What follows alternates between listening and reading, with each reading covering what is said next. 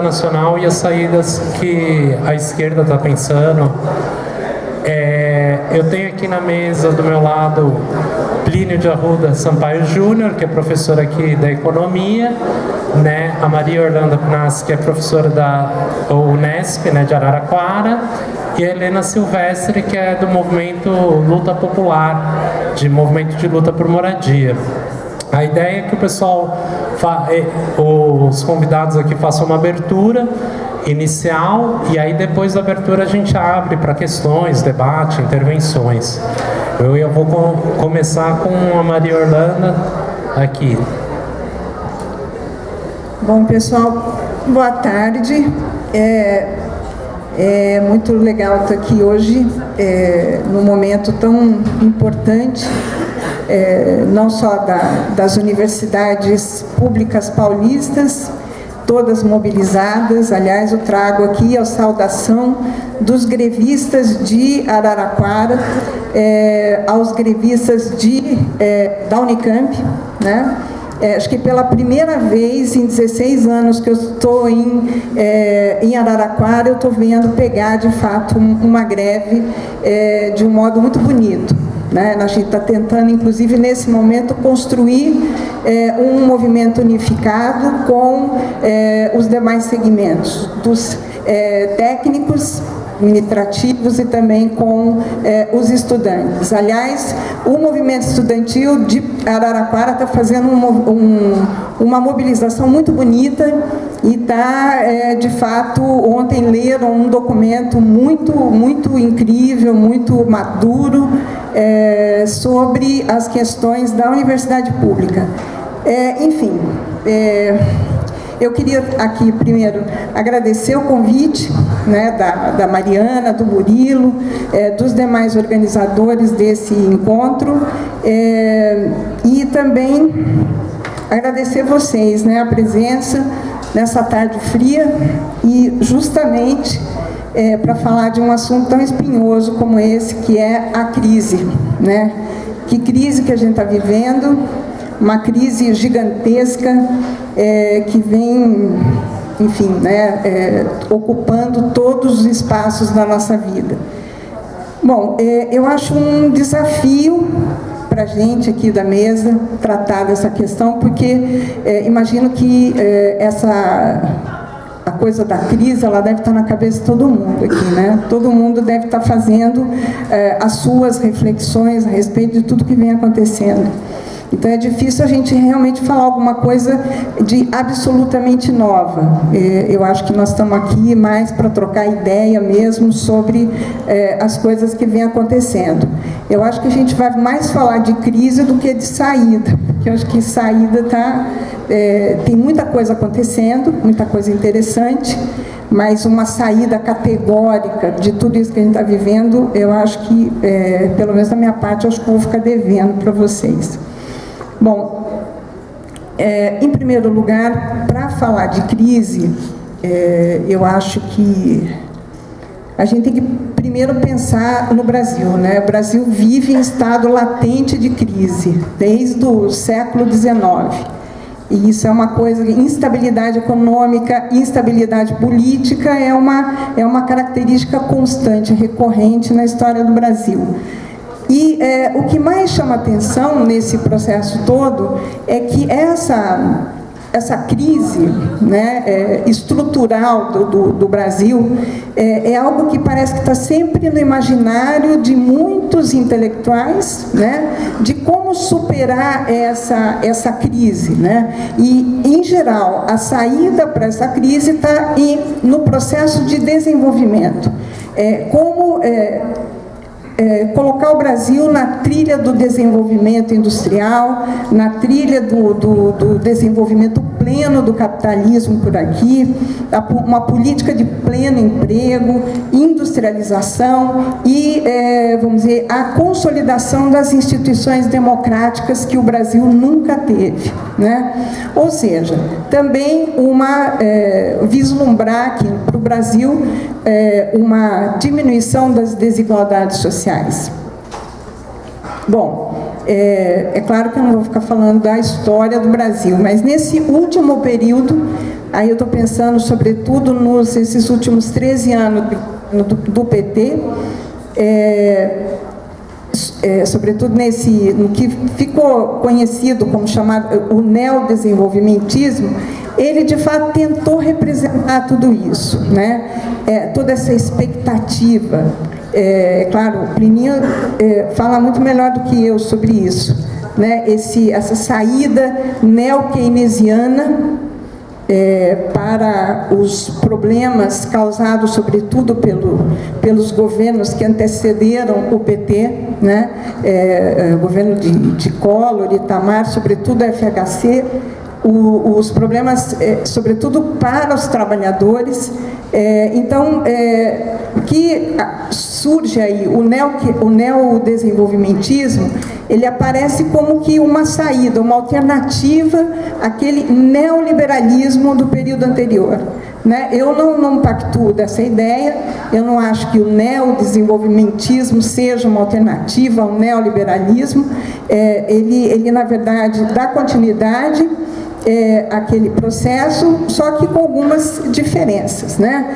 Ele tenta como eu falei, uma saída neo-keynesiana, tenta estabelecer um governo de consenso entre capital e trabalho, um governo democrático, popular, tudo entre aspas. Ele vai ter uma pegada nacionalista, uma pegada industrialista, pegada mesmo, né? Vai ser um governo pródigo em políticas públicas e políticas compensatórias de incentivo ao crédito e ao consumo, né? Mas a gente tem que levar em consideração o seguinte, que apesar de tudo, esse governo PT, ele nunca vai, de fato, se propor a recompor os direitos que foram subtraídos da classe trabalhadora pelos períodos anteriores, pelos governos anteriores. Pelo contrário, né, eu acho que esse governo, desde o princípio, ele vai, vamos dizer, aprofundar os problemas que vão se abater sobre a classe trabalhadora. E aí eu estou pensando, sobretudo, na reforma previdenciária de 2003, que foi anunciada já no final de 2003, né? Bom, e aí, claro, nós vamos ter também, eu vou falar rapidamente sobre isso, porque a questão não é essa, né? Esse governo PT, eu acho que ele vai aprofundar também o processo da financiarização da economia, vai aumentar de forma brutal a dívida pública, os lucros bancários, as atividades predatórias da mineração e do agronegócio, que é uma coisa que eu tenho trabalhado bastante, da construção civil e da especulação imobiliária. Bom, esse governo também vai dar saltos muito fortes no processo da militarização do país, e aí eu estou pensando, sobretudo, na política de segurança que vai ser desenvolvida na ONU, e também com o protagonismo do Brasil na MINUSTAH no Haiti, né? Esse é um processo que não foi tão discutido, mas que é uma coisa muito importante, né? Uma política de militarização muito importante. Mais recentemente, né, eu acho que não passou batido de ninguém, no meio do processo do impedimento da Dilma, ela foi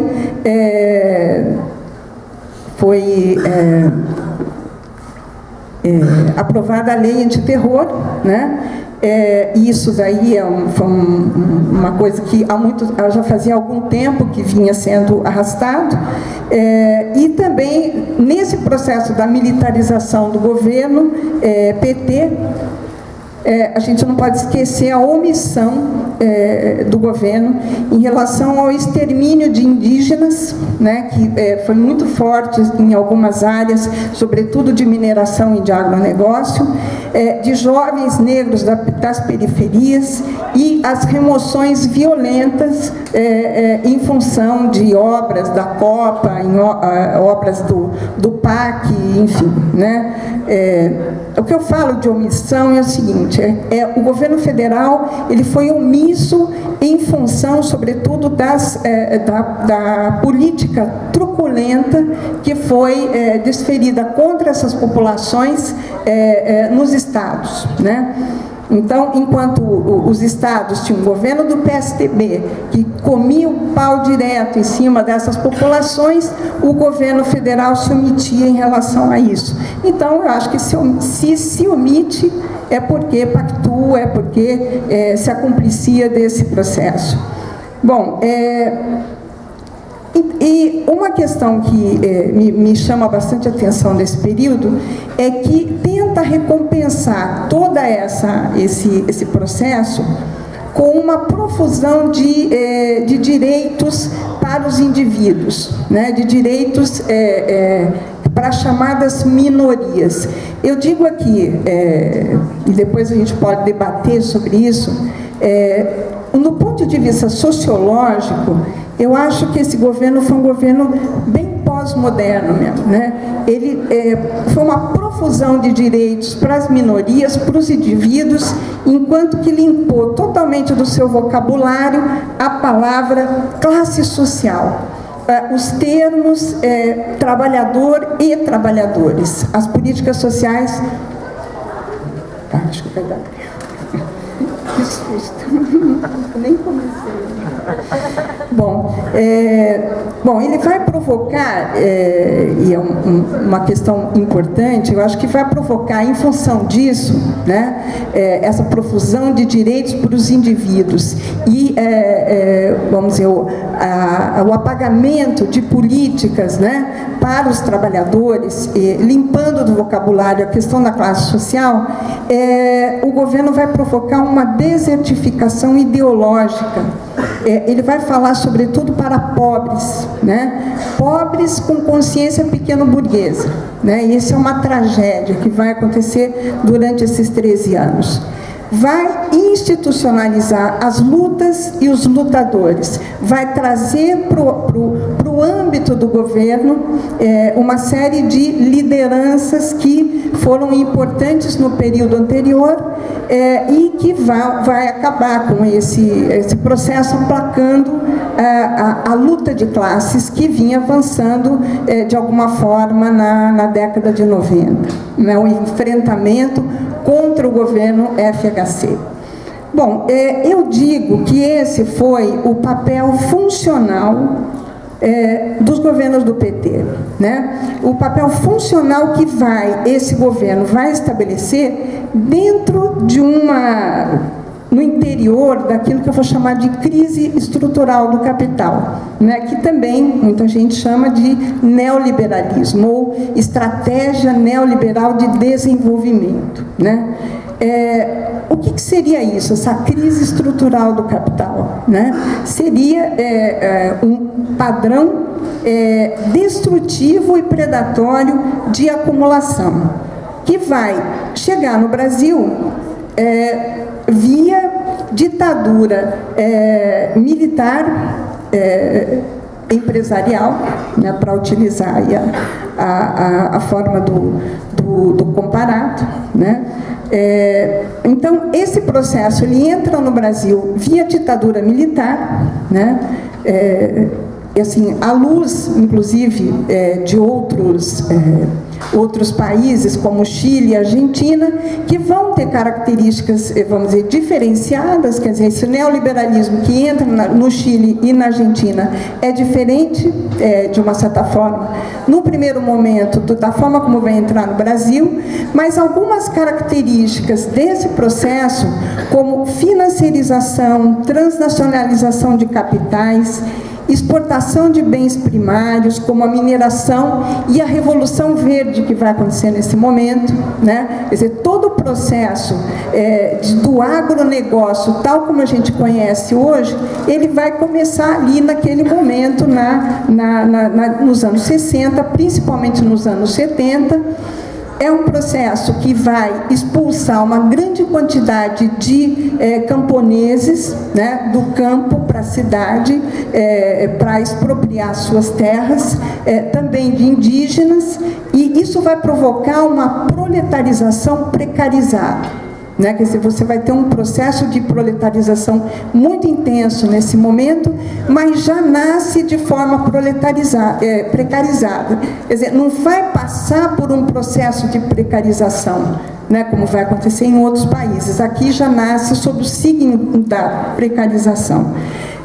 E é uma precarização que vai ser muito difícil de ser revertida em função de ter nascido sob o signo da ditadura militar empresarial, que impedia qualquer possibilidade de se conquistar direitos, de se reorganizar em torno de sindicatos, enfim, né? Bom, então você tem ali um quadro naquele momento, quer dizer, onde estão sendo plantadas algumas, vamos dizer, os fundamentos do neoliberalismo que vai se desenvolver bastante, sobretudo nos anos 90.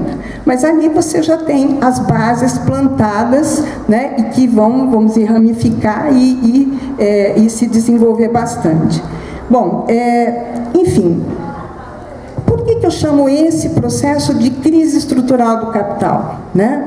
Porque essa é uma forma, como eu falei, absolutamente destrutiva e predatória. Você pode dar o nome que você quiser, né? Você pode dar o nome de neodesenvolvimentismo, você pode neoliberalismo, enfim, mas ela tem essa característica, né? Então, é um processo que começa lá nos anos 60, sob uma forte ditadura, né? Ela vai se desenvolver durante os anos 80, os anos 90, e vai ganhar um impulso também nos anos 2000. Quer dizer, não vai haver naquele momento, nos anos 2000, uma ruptura com aquele padrão de acumulação, né? O que você vai ter ali é um processo de desenvolvimento desse padrão destrutivo de desenvolvimento. Bom, vamos lá. Então, o que nós vivemos hoje, né? Então, para não ficar me estendendo demais nessa descrição desse momento, o que nós vivemos nesse processo, a partir de 2013, né? É um esgotamento desse padrão de Estado, desse governo de consenso entre capital e trabalho, né? Aquele papel que eu falo, vamos dizer, aquele papel funcional de aplacar a luta de classes que o PT teve, né? Nesse processo todo, o papel funcional que ele vai ter na crise estrutural, de aprofundamento da crise estrutural. Então, o que você tem nesse momento é o esgotamento desse Estado mediador, desse Estado que vai intermediar os interesses entre as classes. Ainda que a gente saiba muito bem, né, qual o interesse, sobretudo, que o Estado burguês, liberal, de fato atende, quais os interesses que ele atende. Mas, enfim, aquele Estado mediador que guarda resquícios ainda, né, daquele liberalismo clássico do século XVIII, do século XIX, o que nós estamos vendo agora é uma ruptura com esse Estado, né? Hoje o Estado, o que nós estamos observando é um Estado que atende diretamente ao interesse do grande capital, ponto final, né? Quer dizer, a classe trabalhadora, ela está, vamos dizer, sendo vilipendiada, ela está sendo atacada por todos os lados. E não só a classe trabalhadora está sendo atacada, ela vem sendo atacada já historicamente, desde o princípio, como eu falo, quer dizer, essa intensificação da proletarização no Brasil nos anos 60 e 70, que nasce sob o signo da precarização, essa precarização nunca vai ser, de fato, superada, né? Pelo contrário, essa precarização só vai ser aprofundada ao longo dessas décadas, né? E o que nós temos agora, vamos dizer, é poucos resquícios que havia ainda de um Estado de Direito, né? Esse Estado está sendo, vamos dizer, jogado no ralo, né? Bom, então não só esses direitos estão sendo atacados, mas também todo o processo de regulamentação, né, do manejo com os recursos naturais, né? Quer dizer, a tragédia que a gente já vem assistindo, né, as tragédias ambientais que a gente já vem assistindo, com toda certeza, né, se for aplicado na íntegra todas as desregulamentações que estão na Agenda Brasil e também nessa ponte para o futuro, né, para nós que estamos falando sem futuro, né, se isso daí de fato for aplicado, né, com certeza essas tragédias vão se potencializar de uma forma bastante aguda. Bom, então eu falei isso daí rapidamente, ainda que meu tempo acho que já está, só tenho 5 minutos. Enfim, para falar de crise. Eu acho que, assim, o que eu falei, na verdade, nós estamos diante de 2 crises, né? Uma crise, 2 crises que eu falo aparentemente, parecem 2 crises. A primeira crise é a crise da política funcional do PT, a crise da funcionalidade do PT para a lógica do sistema sociometabólico do capital, né? Quer dizer, esgotou. Então, é uma crise essa. E a outra é a crise estrutural do sistema, né? Que a política funcional do PT ajudou a aprofundar. Então, nós estamos diante de 2 crises aparentes, né? Então, nós temos que pensar o seguinte: de qual crise que nós estamos falando? E de qual delas, de fato, a gente quer atacar? Né? Quais dessas crises que a gente quer, de fato, combater? Isso vai implicar na segunda parte do tema desse encontro da gente aqui, né? Que são as saídas das esquerdas. E eu, claro, como eu falei, eu não vou dar resposta nenhuma aqui, não tenho a menor ideia, acho que isso daqui a nossa companheira Helena vai poder falar melhor do que eu, acho que do Plínio, porque ela está numa luta, né, corpo a corpo ali com as coisas de fato. Mas então nós temos aí algumas alternativas, né? Fora Temer, volta querida, ou volta ao querido em 2018, né? A gente pode, essa é uma possibilidade. A outra, né, é insistir mesmo numa linha de menor resistência,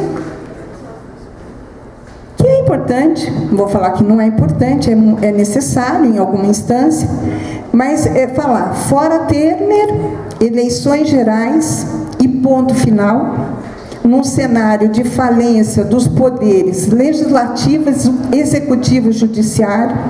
Isso é uma coisa para a gente pensar sobre isso, né? Ou ainda, a gente pode complementar esse processo, né, essa pauta, prestando mais atenção às lutas que vêm acontecendo em todo o país. E estão acontecendo lutas, muitas lutas, né?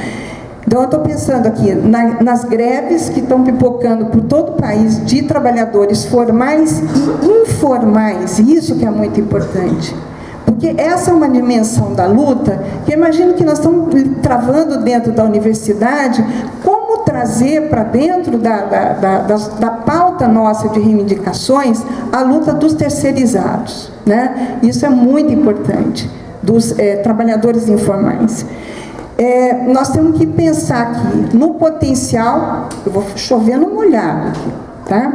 no potencial das ocupações dos estudantes secundaristas em todo o país e nas possibilidades de ramificação dessas lutas, né? Já que quem são esses estudantes? Né? Quem são? São filhos de quem? São filhos de trabalhadores, né? Muitas vezes eles próprios são trabalhadores, né? Então tem um potencial aí que me parece, né, que se a gente observa essas ocupações, a adesão dos pais, né, como os pais estão, vamos dizer, trazendo um grande apoio, né, e sendo muito importantes para o desenvolvimento dessas lutas. Na luta dos estudantes universitários, como eu falei, que tem trazido para o campo aqui do debate interno, né, vamos dizer, o desmonte que vem acontecendo dentro da universidade pública, principalmente. Só um chorinho, um chorinho. Um chorinho, tá? Já que eu fui a primeira, né, enfrentei aqui a barra de ser a primeira, então um chorinho para mim, né? Obrigada, viu?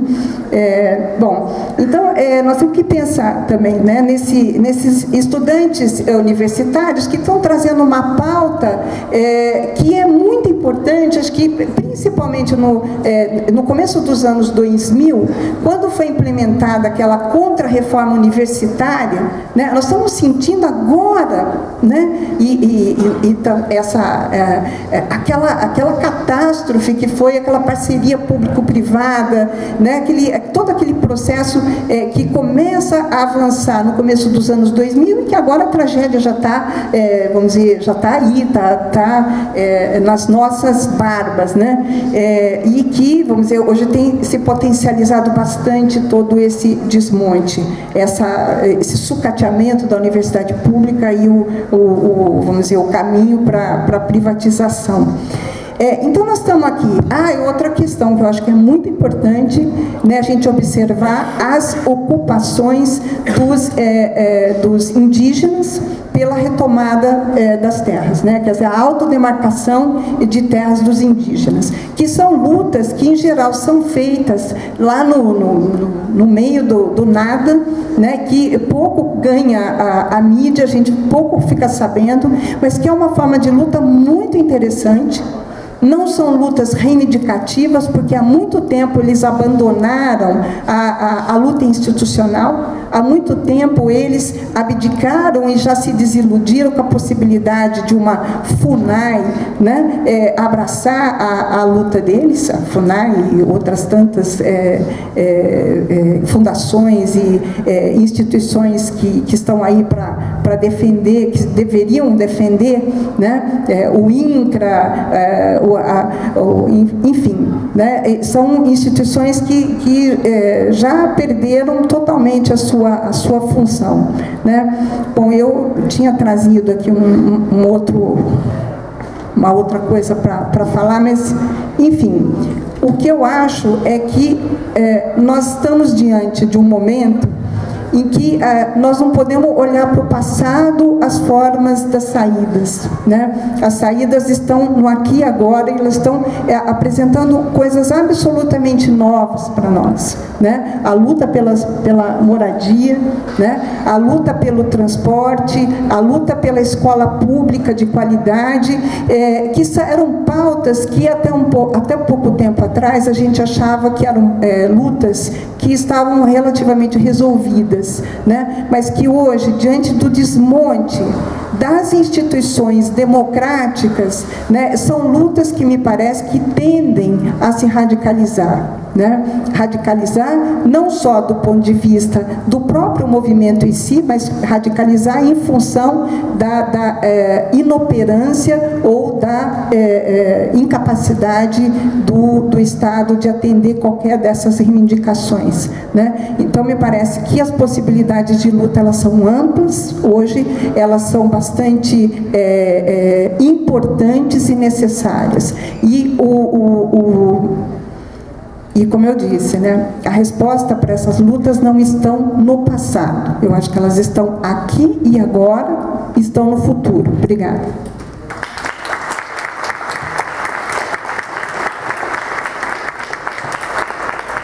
Passa agora para o Plínio. Então, boa noite.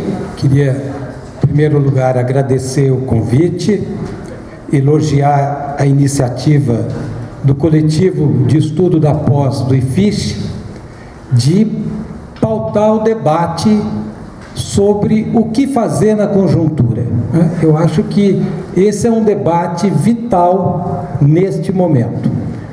Queria dizer que é um prazer reencontrar os estudantes aqui da Unicamp e compartilhar uma mesa com a Helena, com a Maria Orlanda. E na verdade a Maria Orlanda já adiantou bastante a conversa.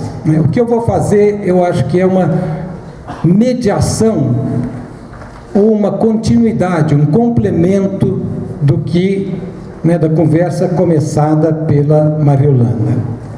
Eu acho que para a gente entender o que fazer, nós temos que caracterizar as tendências da luta de classe e ter clareza sobre as vontades políticas em disputa. Na prática, como diz a Maria Orlanda, aqui e agora, e na história do Brasil, porque o aqui e agora é o acúmulo das contradições da história do Brasil. Então eu queria discutir um pouco a crise, e detalhar um pouquinho. O Brasil evidentemente está vivendo uma crise de grande envergadura. Esta crise estrutural, no momento, aqui e agora, ela se manifesta na forma de uma crise econômica profunda que paralisa o sistema produtivo brasileiro e de uma crise política profunda, caracterizada pelo fim da paz social, pela crescente efervescência social. Então nós estamos num momento de redefinição. E toda a luta política vai girar em torno da questão de como sair da crise, que é, no fundo, a pauta da nossa discussão. Então, o que é a crise econômica? É uma crise, no discurso convencional, são pedaladas, aconteceram ia tudo muito bem, estávamos no neodesenvolvimentismo, de repente, não sei por que alguém resolveu fazer pedaladas, aí danou-se. Não, evidentemente não é isto, é uma crise estrutural profunda, condicionada, de um lado, pelo impacto da crise internacional sobre a economia brasileira, e de outro, pela impotência do Estado brasileiro de se defender dos tempos adversos que se impõem sobre a sociedade brasileira. Então, são causas externas e causas internas. Voltaremos a ela logo adiante. Bom, qual é a crise política? Então, a ideia convencional é que a crise era a crise do PT, do governo do PT. Alguns diziam que um problema era a Dilma. Claro que a Dilma faz tanto frango que agrava o problema, mas outros dizem que o problema é a roubalheira, é a ética. Na verdade, é uma crise estrutural do sistema político brasileiro, que tem uma dupla causa.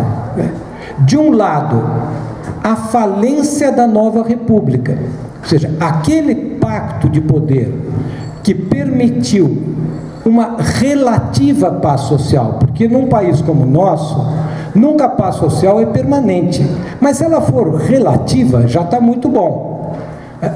A burguesia conseguiu a proeza de transitar da ditadura aberta para um Estado de Direito por cima, sem mexer nos problemas fundamentais que fundamentavam a ditadura. Então, se mantém o controle do grande capital, mas se muda a forma de dominação. Isto durou 30 anos, é muito tempo, mas isto agora não funciona mais.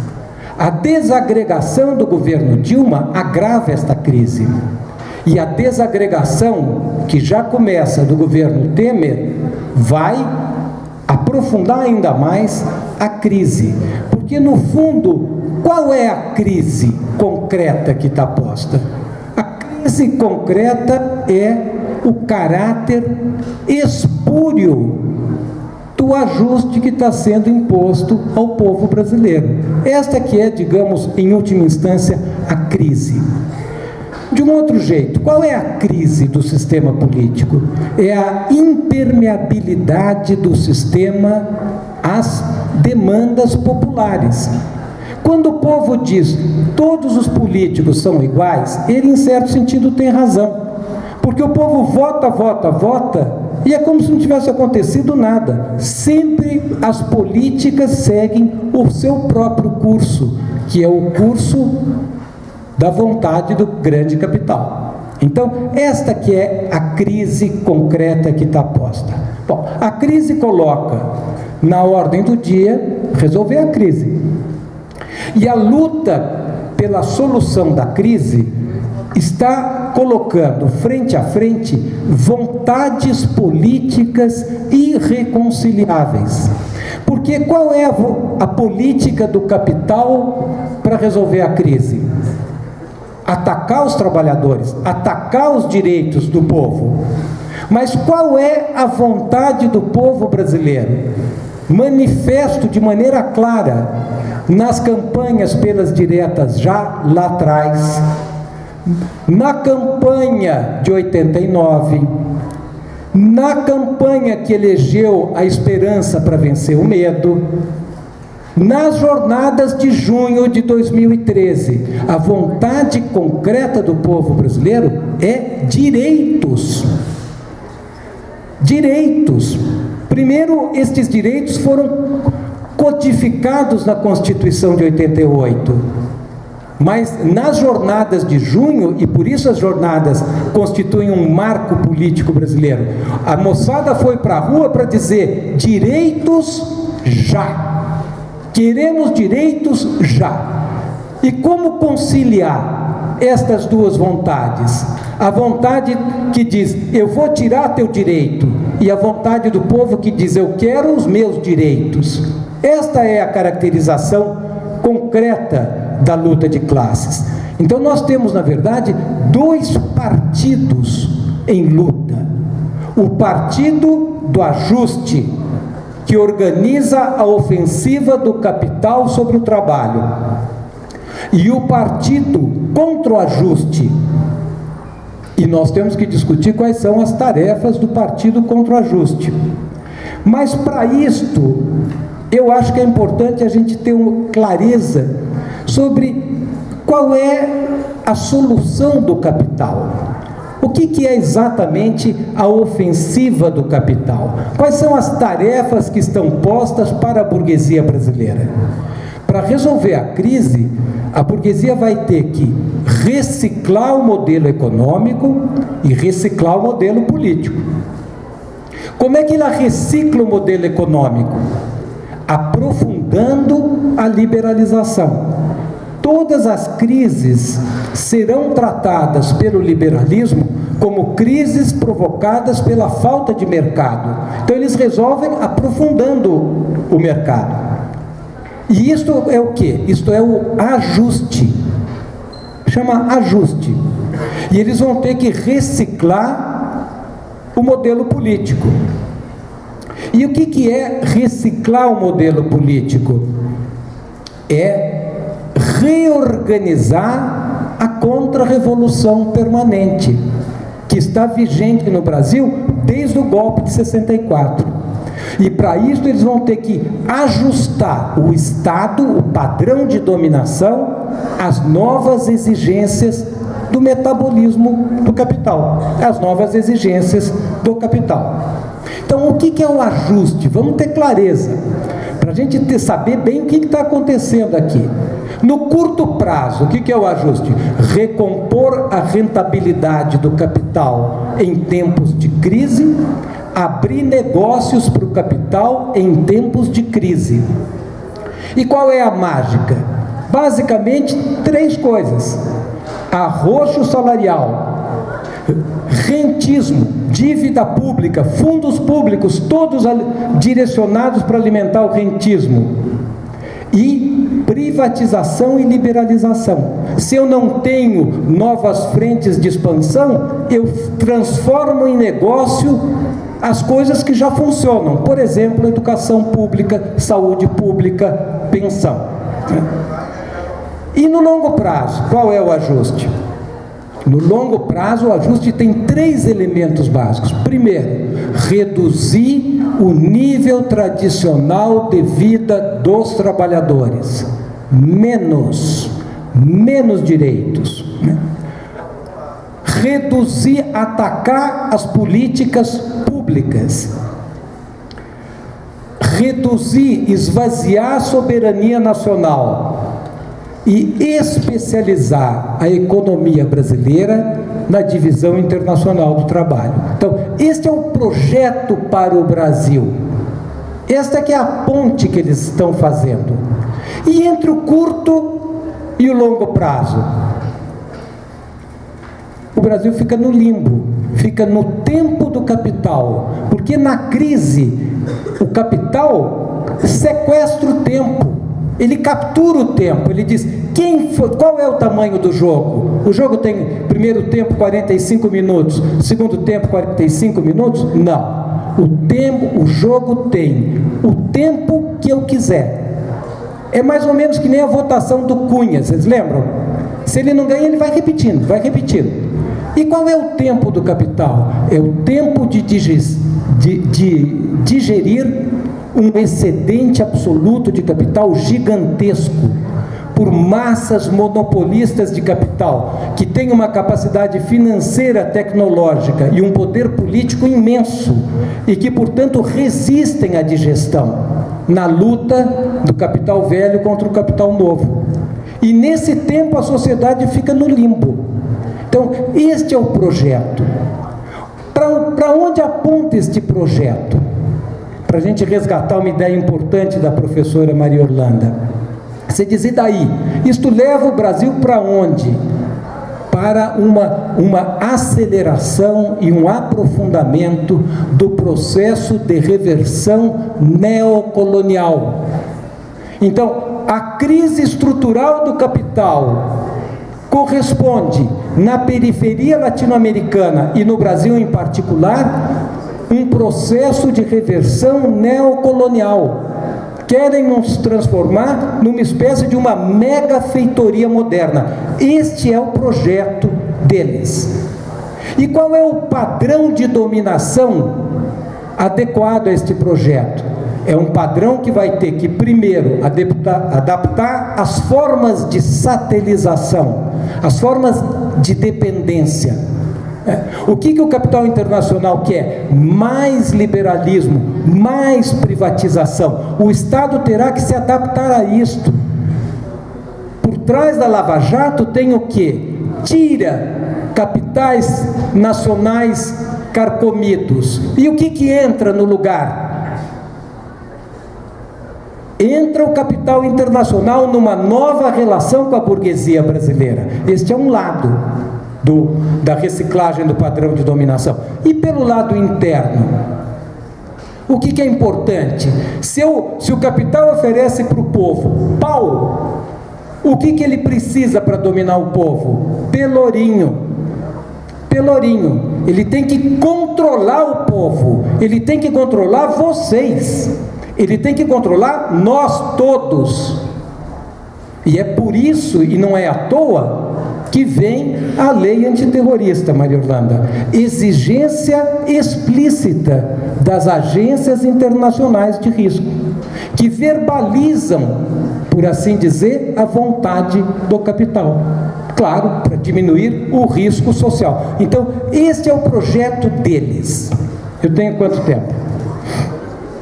Então, nos 11 minutos, nós vamos discutir o que fazer.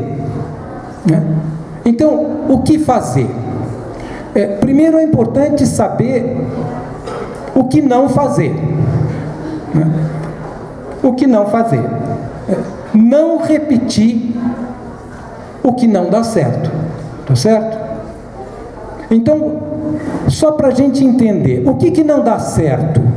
A agenda neoliberal, primeiro. Por quê? Porque o que dentro da agenda, dentro da ordem, o que